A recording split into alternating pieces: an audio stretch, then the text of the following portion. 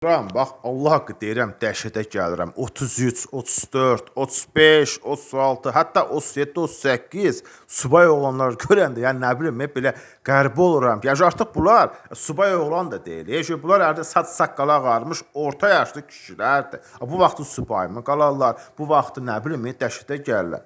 Yaxşı, şimdi bunların cavanlıqdan gətirdiyi bir avamlıq olur da. İndi hardasa yaxşı, ay başınıza döndüm, ata, ana, hara baxırdınız? Hara baxırsınız, hardaydınız siz? Bu yaşlı uşaqlarınız gəlib subay qalıb. Bunların taytuşları artıq baba olmağa hazırlaşır, dədə olmağa hazırlaşır. Bunlar at olmayıb. Hara baxırsınız? İnsan yaşlaşdıqca, geyində yaşlaşır. Sabah uşaqda problem yaşayacaq. Bəzən uşaq olmayacaq. Hara baxırsınız? Taytuşları qalıb. Demək ki, qız taytuşu qalmayıb. Nə var uşaqlar? Bu vaxt subay insan qalınmaz. Cavanlar, gənclər, evliliyin yaşı 24-25, ən uzağı 26, hətta 35-36 qalmaq nə deməkdir?